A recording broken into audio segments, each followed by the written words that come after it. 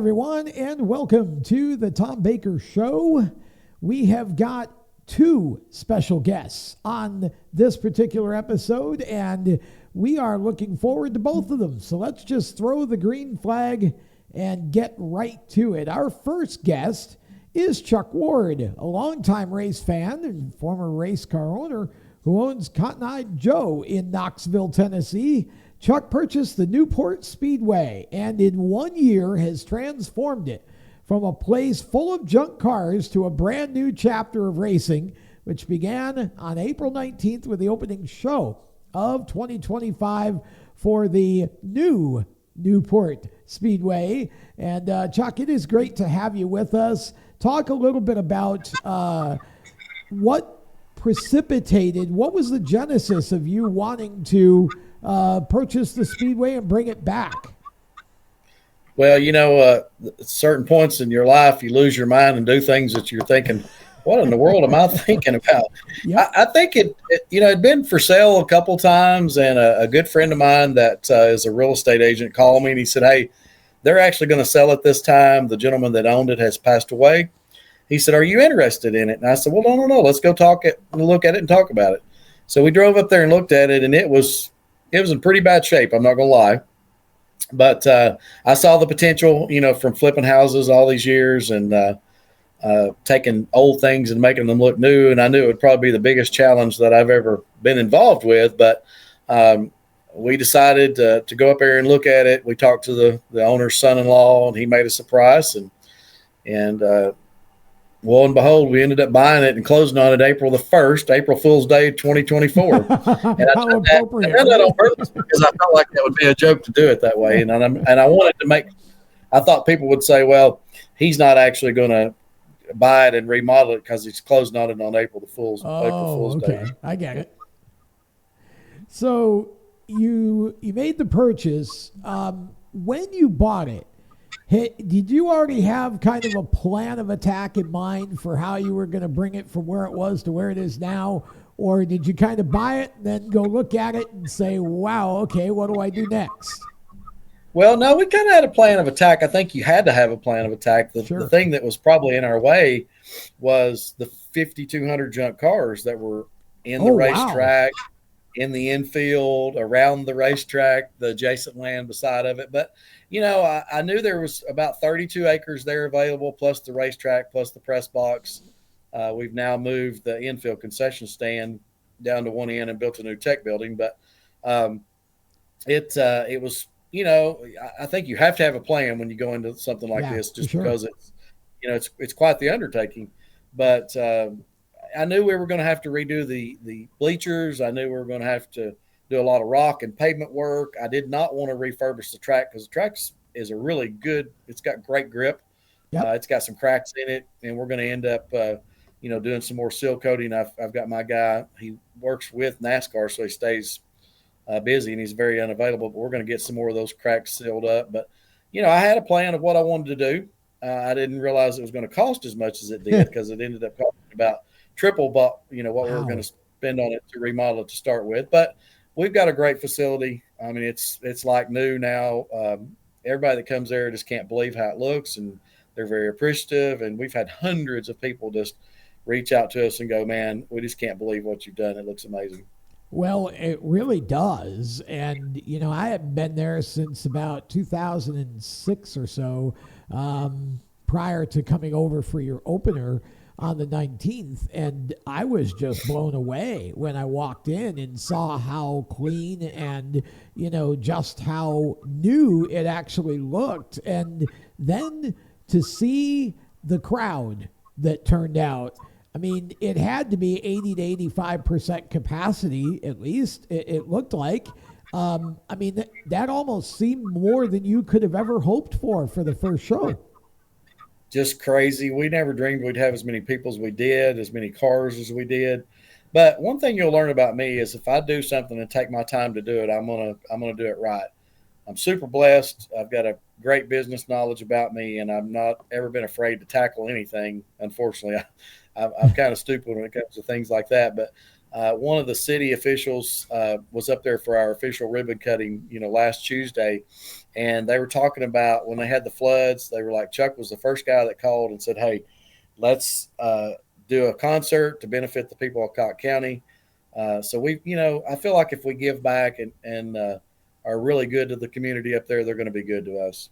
Well, I was going to ask about the community involvement because it obviously takes that. You've got to have the support of the people around you, and the track had been down for a while. So, how quickly did the area around you warm up to the idea that this track may actually come back to life? Well, I think that social media is kind of a double-edged sword, but we've been able to post the updates throughout the last year, what we're doing and what we're doing different. And I think that's probably let everybody know that, hey, he's actually going to spend some money up here. A couple people have tried to open it before, and they'd put a few, buckets of paint here and there and spruced up and done some weed eating, but they've never done quite the extensive remodeling that we've done. And it's been, with some people in the community that's helped us immensely. Hummel Construction, he owns his own rock quarry, his rock fabricating plant, asphalt, concrete. He's been there since day one to really give us good deals on things and help us immensely. And then Ed Surratt, the gentleman that he's a son-in-law of the lady that owned the track. Okay. I can't say enough about him. He's been just phenomenal to help us with his construction company, his team, his knowledge, the people that he knows.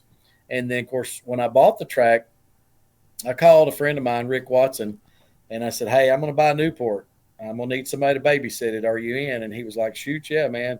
So he's been all in. His wife, his daughter, Beverly and Hannah have helped us. I've been the guy that writes the checks and made a few decisions, but the work has been done by other people. It's not been done by me.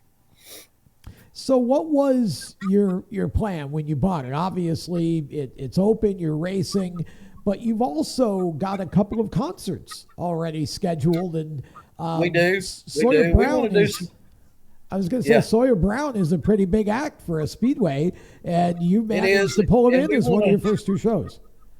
Yeah, and we want to do some stuff that makes sense. Entertainment's expensive. Everything about it's expensive. The Yeah. acts are expensive. The production's expensive.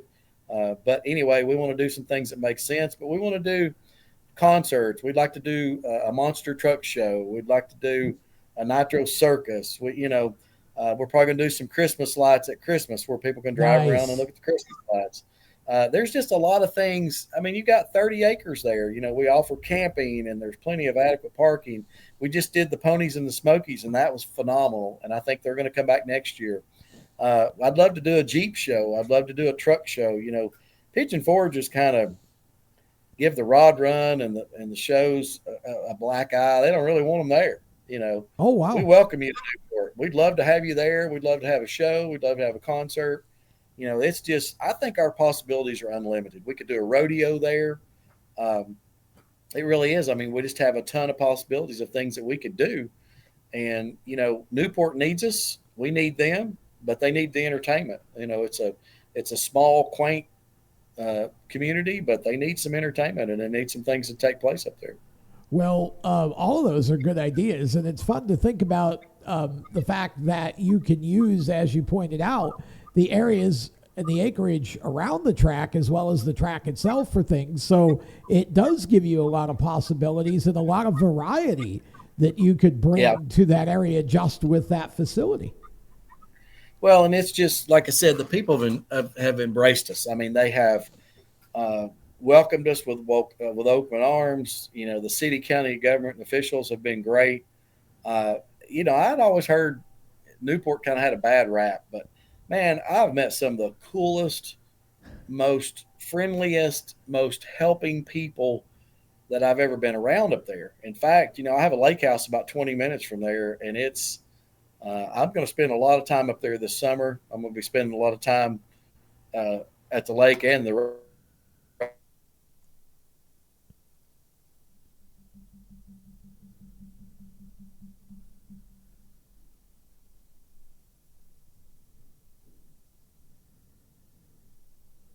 track. But having some technical issues there with Chuck, and hopefully we'll get him back. But there he goes. I think we got Chuck back now. So you were talking about your lake house that you have there, and being able to spend some time at both places, which sounds like a great idea for a very busy summer to me. Yeah, I've thought about selling all my other businesses and just hanging out at the racetrack and the lake in the summer and then going to Florida in the winter. But we're still in love with the bar business, and we still really enjoy flipping houses. That's kind of how we've made our bread and butter through the years. And that's, ultimately that's how I've got into all the businesses that I'm in. I've bought businesses that weren't failing, but they were just kind of boring, so to speak, and the people were going to retire, and we just kind of took them back to the next level. And the racetrack's been the same way.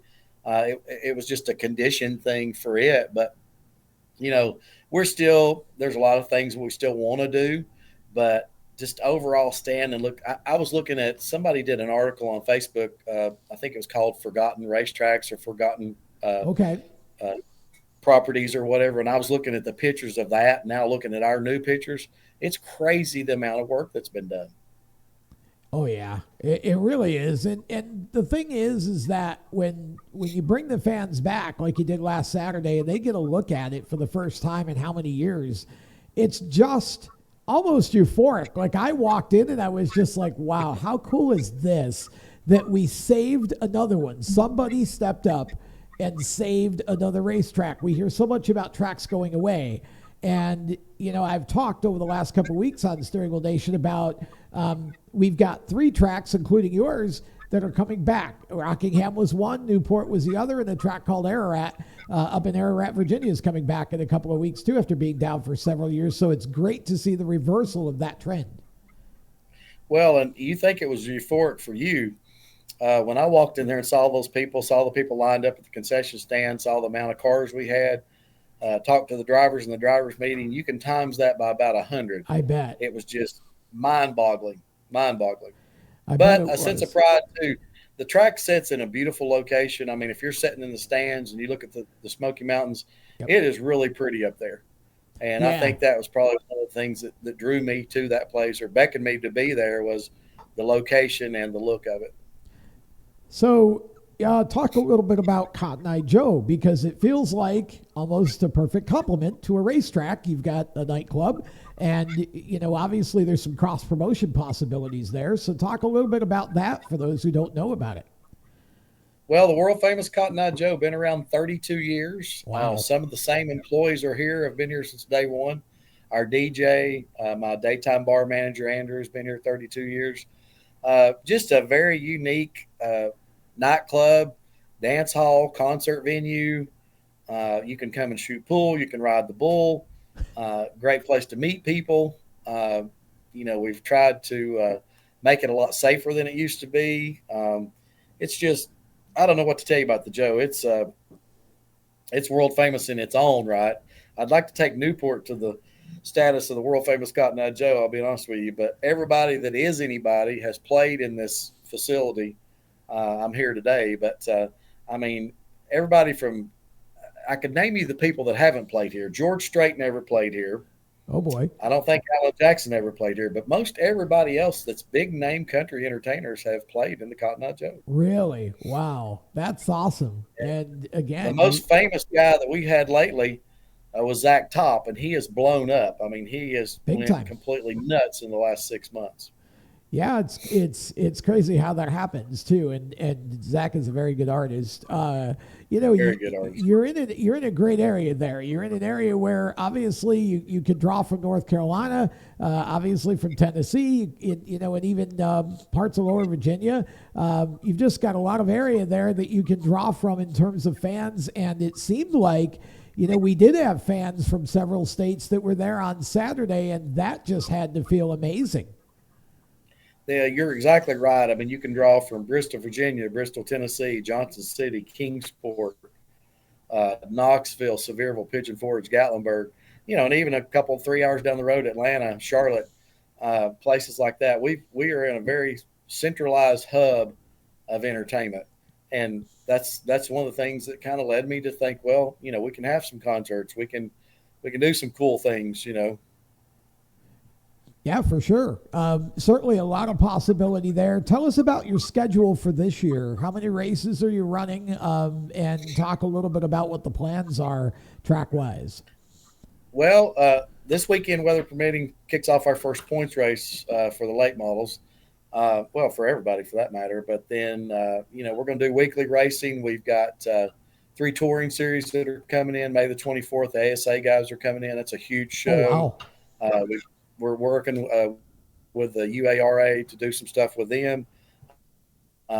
We've got the 2 more. Anyway, they're coming in. We've got the road rally guys are coming back again with Travis Pastrana. Who knows what's going to take place there before the year's up. That's awesome. So lots to look forward to. How can fans follow you? Follow the Speedway. Give us the social channels, the website, all of that. We've got, of course, follow the Newport Speedway on Facebook. We're on Instagram. We've started the TikTok page, and then thenewportspeedway.com is our new website. It's really nice. We just got that finished. We've had some people to help us with that. Like I said earlier, social media has become everybody's friend or foe. If you do something that makes people mad, everybody in the world is going to know about it. But if you do something that they enjoy or they like, then everybody's going to know about that as well. I know the bar business can be a little tough on the social media aspect. If you kick somebody out for a reason that we need to do that, then they have a real bad sense of humor about that, so to speak. But I'm hoping the racetrack will be a little more forgiving. We had a lot of good comments after this last weekend, and I realize we got some learning to do. It's I've never run a racetrack. I don't know anything about it. I'll be the first one to tell you. But I'm a good businessman, and I think we're surrounded by good people, and I think that we'll be able to make it really good before it's all said and done.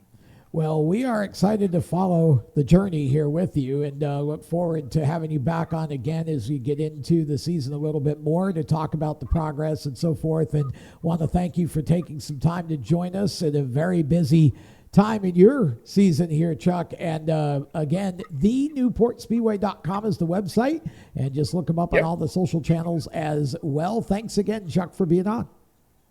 Hey, I appreciate you having us, man. I really do. Thank you so much. Have a great day. You too. That's Chuck Ward, and we are going to be back right after this. Attention track and series owners. Elevate your fan experience with the TrackTune app. TrackTune works with your PA system. Fans and teams at the track can hear the announcers through their phones, ensuring everyone hears race calls, sponsor plugs, and more during race nights. It's simple to set up, affordable, and free for fans to download and enjoy. Visit tracktune.live for all the details and join tracks nationwide on the app today. For over 50 years, FHS Superior Synthetic Oil has powered high-performance engines with unbeatable protection and speed. Whether it's drag racing, go-karts, sprint cars, stock cars, or your daily driver, FHS stands for high speed and delivers every time. Their advanced synthetic oils boost your engine's responsiveness, acceleration, and efficiency, giving you the winning edge on every lap. Visit FHSoil.com today to find the right products for your engine. FHSoil.com. For race fans across the United States, GetInTheStands.com is the place to find racetracks where you live and where you're traveling. Just go to GetInTheStands.com and enter your location. You'll see the tracks within 100 miles of that point, either as a list or on a map. GetInTheStands.com is 100% free to use and mobile friendly. So whether you're on a computer, a tablet, or on your phone, there's no need to download an app. To find racetracks across the United States, open your web browser and head to GetInTheStands.com. GetInTheStands.com, your racetrack directory. Welcome back to the Tom Baker Show. We have Eloy Falcón with us now. And I always have fun trying to remember his whole name because I think he's got like 4. So I'm going to take a shot here, Eloy. It's Eloy Sebastian Lopez Falcón. Did I get it? Yes. I mean, right. It's a long name, but that's my real name. And also, we put it better on better words, Eloy Falcón. Yes, the Falcon is what he goes by, and just one of the coolest young racers I've met in the last few years. And as you can tell, I'm sure. He is from Mexico, but he is racing in the U.S. quite a bit now and has been for the last couple of years. We're going to talk to him about his most recent event in the ARCA series, the ARCA East series, and then we'll talk about his background a little bit. So let's start where we just came from, which is the rebirth of Rockingham, which for those in the audience, I am just super excited to see that track back and put on great racing all weekend. Rockingham Speedway is a treasure here in the Southeast, and glad to see NASCAR back. The ARCA series came with it, and you, young man, finished third. So talk a little bit about your weekend at the Rock and what it was like to be a part of the rebirth of that track. I mean, like, it was awesome to run in the ARCA car. It was my first race on this car, my debut, and also like a big track. Rockingham is a mile track, the banking, and I mean, like, I think it became one of my favorite tracks now, and I was like living the dream in that weekend. Like when I met you, Tom, on the Legends cars, like I think it was like 3 years ago.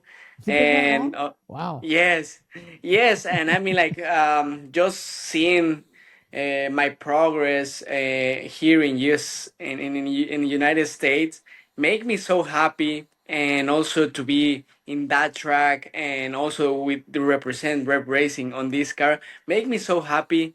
And it was like, for me, it was a dream that I live in that weekend. I bet. And you said this was your first ARCA East race. I didn't realize this was your debut, and you finished third. That is remarkable. Yes, for sure.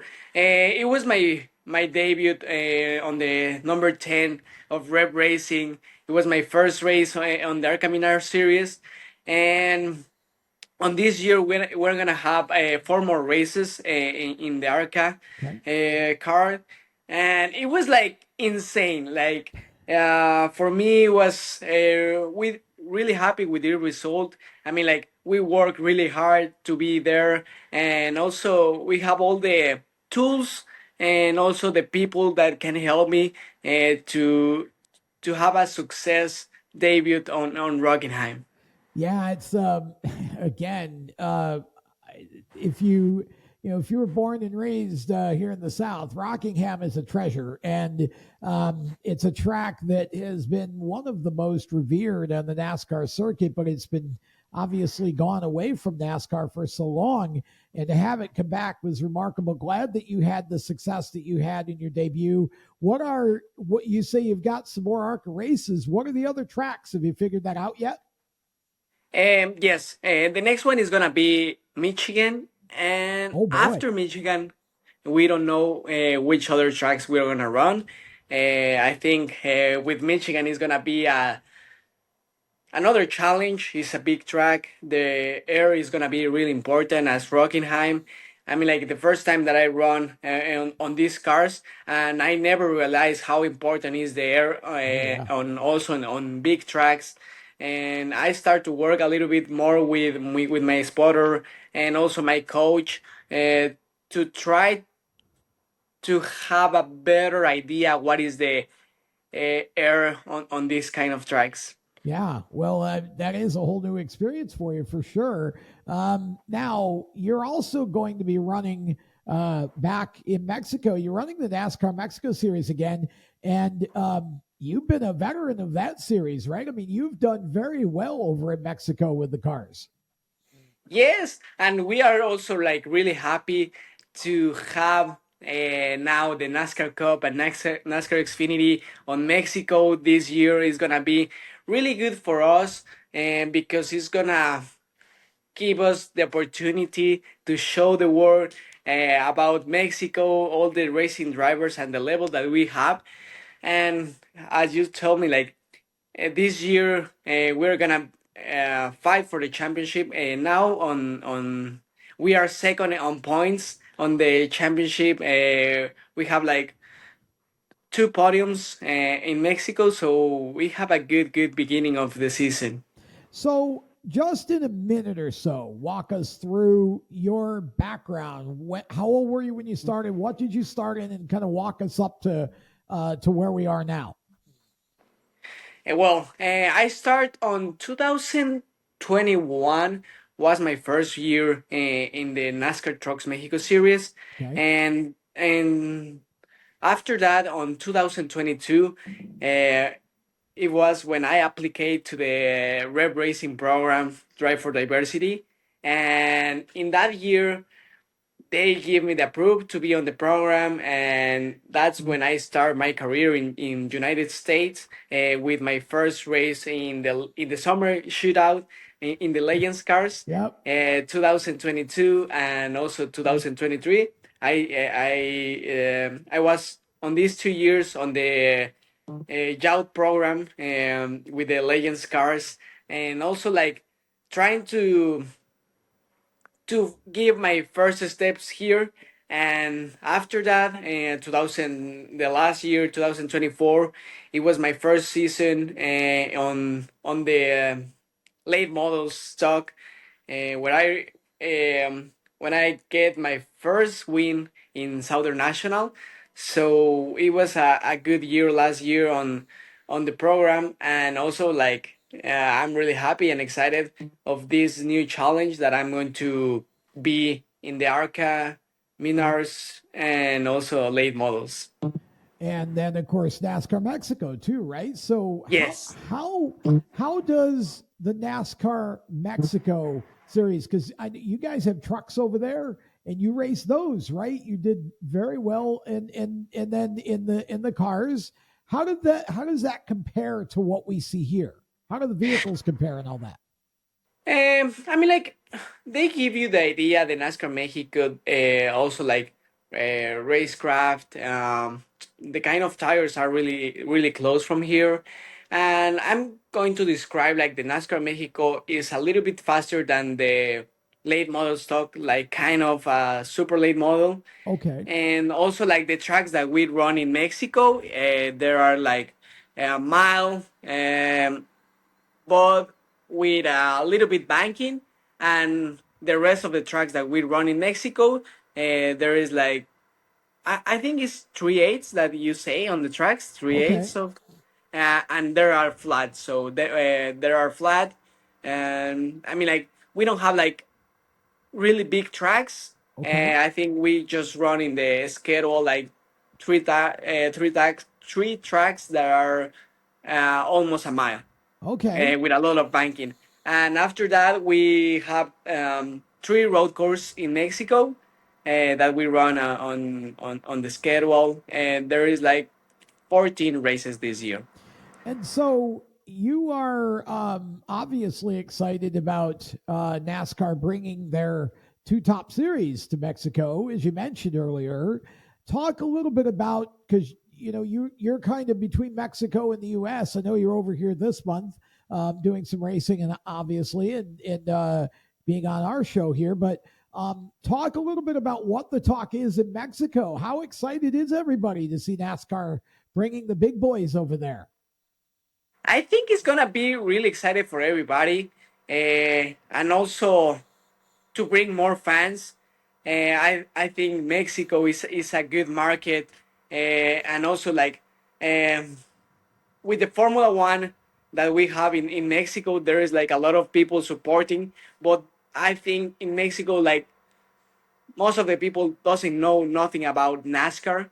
So bring NASCAR here is gonna be a great event. It's gonna give the exposure to the old drivers, and I think it's gonna be a really good event. I mean, like with NASCAR Mexico, we have a lot of fans, but now bring the big cars and like also like the best drivers in the stock cars is gonna make it a really interesting race in Mexico City. Okay, tell us about the course that they're going to be racing on. What do you know about that you can talk to us about? What kind of a race should we see there? Well, I think it's gonna be also like the same that we run, that they run, that the road course. It's gonna be difficult. Mexico City is, I don't think it's really complicated track. Also, like the altitude is gonna be important thing for the engines. I think that's gonna be a where the engineers they're gonna struggle most of the part. Oh. And also, it's gonna be a new track for the drivers. So I think it's gonna be more equal for everybody. And also, I think we're gonna have a good race down there in Mexico. Like it's gonna be a new track. Nobody's gonna know the setting, so I think it's gonna be a really equal race where we're gonna have a lot of fights on the track. Oh, I was about to say, okay, so a lot of fights on the track. Let's hope there's not many off the track. So how big is Daniel Suarez over there? Is Daniel like a god over there because he races NASCAR? Is he a really important figure over there in the motorsport scene? Yes, Daniel is a hero, and I mean like we don't have that big names from Mexico. So Daniel Suarez, Pato O'Ward, Yes. and Sergio Perez, there are the big names in Mexico. So everybody pay attention on his races and all the goals that they have. So I think Daniel, he's gonna have a lot of fans on this race. He's gonna be really important that he have a good result there because everybody's gonna watching him on this big event. It should be fun, and Eloy Falcón going to be a big name soon, I am sure. That's true. I know you can't do this by yourself, Eloy, so we have to give credit where it's due. Who helps you make all your racing happen? Well, I think like like most of the drivers, his family make make a big effort to keeping me racing. So I think first of all I want to thank my entire family, my dad, my mom, and my grandfather that they are involved and give me this opportunity when I was a little child with a dream, and we start making some noise here, and everybody start to know a little bit more about the Eloy Falcons. So I want to thank first my family, and after that, all the support of Rep Racing. They give me the chance to run on the program, and I think I'm working really hard to make it happen, and also giving good results. And as you see it, like 3 years ago, I was on the Legends program, and now I'm on Narca. So you see all the progress that I have, all the success that we have together with the program, and I was so happy to do this. And also my coach Rogelio Lopez that helped me a lot with all his experience here, trying to know a little bit better the tracks there and all the conditions that we run on this year. Well, you've certainly got a bright future ahead of you, Eloy, and we're excited to see where you go from here, and look forward to keeping in touch with you, and hopefully having you back on again at some point later in the year after another good result. Good luck on the ARCA Menards Tour for your starts there, and also, of course, the late models and NASCAR Mexico. How do fans, if they want to follow you on social media or website, tell us how they can do that? For sure, I think that's a really important thing to have all the supports for all the fans, and make and start to be a big name here. And they can follow me on Instagram and Facebook like Eloy Sebastian Lopez. He can follow me on Instagram, Facebook, YouTube, TikTok. We have a lot of platforms that you can follow me, and also like stay tuned on the next races that we are gonna do on ARCA. We are really excited. We have a good and a strong beginning on my ARCA debut, so we are gonna be there in the front and trying to fight for the victory. One of the finest young men I've met in the diversity program over the years. Eloy Falcón, the Falcon. He's headed for another start in ARCA at Michigan. Boy, if you thought Rockingham was fast, wait till you get there. That's going to be a lot of fun for you. We wish you the best and look forward to talking with you again at some point down the road here on the Tom Baker Show. Thank you so much, Tom. That's Eloy Falcón, and we'll be back right after this. For over 50 years, FHS Superior Synthetic Oil has powered high-performance engines with unbeatable protection and speed. Whether it's drag racing, go-karts, sprint cars, stock cars, or your daily driver, FHS stands for high speed and delivers every time. Their advanced synthetic oils boost your engine's responsiveness, acceleration, and efficiency, giving you the winning edge on every lap. Visit FHSoil.com today to find the right products for your engine. FHSoil.com. For race fans across the United States, GetInTheStands.com is the place to find racetracks where you live and where you're traveling. Just go to GetInTheStands.com and enter your location. You'll see the tracks within 100 miles of that point, either as a list or on a map. GetInTheStands.com is 100% free to use and mobile friendly. So whether you're on a computer, a tablet, or on your phone, there's no need to download an app. To find racetracks across the United States, open your web browser and head to GetInTheStands.com. GetInTheStands.com, your racetrack directory. Attention track and series owners, elevate your fan experience with the TrackTune app. TrackTune works with your PA system. Fans and teams at the track can hear the announcers through their phones, ensuring everyone hears race calls, sponsor plugs, and more during race nights. It's simple to set up, affordable, and free for fans to download and enjoy. Visit tracktune.live for all the details and join tracks nationwide on the app today.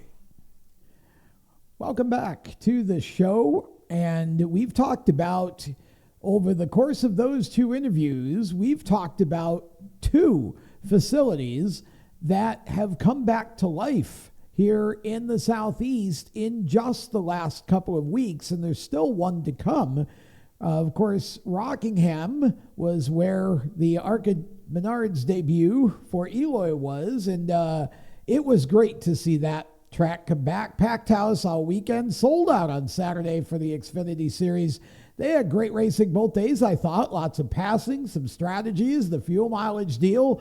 Tyler Ankrum, my goodness, snaps over 100 race drought and gets back to victory lane, and that was a nail biter for him on whether he would have enough fuel to be able to get the win. So it was great to see Tyler back in victory lane. That young man works as hard as any two people in the garage, and it's been a long dry spell for him. So good to see that. And also great to see Brent Cruz get the win in the ARCA race. He and William Sawalich had a great back and forth in that. Just a really, really good weekend. And I think that it's a shame that Jesse Love ended up getting disqualified after his win, but that's what happened. Had a problem in the rear end of that car, and they did appeal it. It was not overturned, so the ruling stands. Sammy Smith, the winner of the Xfinity race, and we look forward, hopefully, to next year at Rockingham. And by then, I'm sure they'll have a lot more improvements to the facility. And then we talked with Chuck Ward about Newport Speedway and that track's return. And I can tell you from being on site on Saturday night when they opened, that place has got a very bright future in front of it. Just fantastic to see that.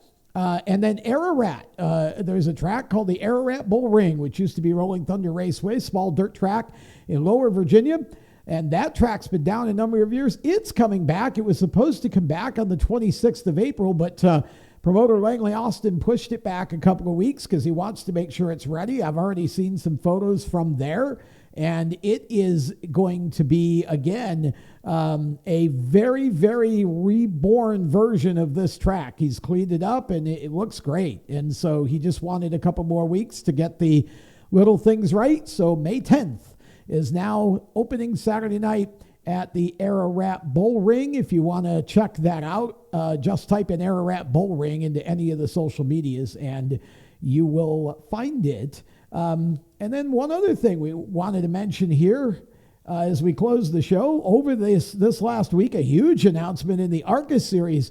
Venturini Motorsports has been a mainstay for decades in that series, and that team is being sold. Effective at the end of the year, Nitro Motorsports, a gentleman named Nick Tucker, will take that over. Nitro now will have virtually a full stepladder program from karts to the Trans Am series and the Toyota GR Cup series and ARCA, along with, they've got 2 Xfinity cars this year as well that they're operating. So I can tell you that Nick is a gentleman. When he does something, he does it right. And he's running about 7 cars in the Trans Am series this year, along with all of his other programs. And so taking over a team like Venturini Motorsports is not something that you do lightly. This team has been considered one of the premier teams in the ARCA series for decades now. And Billy Venturini, I guess, from what I saw in the announcement, Billy will stay on with the team as basically a general manager of it through at least the 2026 season. So that's going to be a good deal for Nick to have Billy, that continuity and kind of transitional knowledge that Billy can bring. So he's not going to get completely out of it for a little bit, but the team has been sold, and we understand that it will be staying with the Toyota family in terms of the alliance. So to be quite honest with you, I wouldn't expect much of a change really in performance at all. I think it's just really a change of ownership, and Nick brings a lot of potential to it in terms of bringing drivers into it from his other programs. And now, if you've got a young racer, you can start them in karts and take them all the way up through the various ranks right into the Xfinity series with Nitro Motorsports. So that's something that is very rare in the sport that exists today. So congratulations to Nick Tucker and his group on the acquisition of Venturini Motorsports. That is, to me, one of the biggest stories of the 2025 season so far. And that is, again, effective at the end of the year, but there's already an alliance between the two. So I think things will be ongoing. That will do it for this episode of the Tom Baker Show. Again, want to thank our 2 guests for being on, and thank our sponsors as well. And thanks to all of you who are watching from wherever you are for more great content. SteeringWheelNation.com is our website, or you can follow us, of course, PowerTube TV. We have the streaming channel. Just look for Steering Wheel Nation on the PowerTube TV family of apps. And we also, you can find us on Facebook and Instagram at The Wheel Nation. And we got some cool content that we're developing for those social channels coming up as well for this year. So should be a lot of fun, and we got some great guests in the works for the show as well. So stay with us each week. Until next time, I'm Tom Baker. Thanks for watching.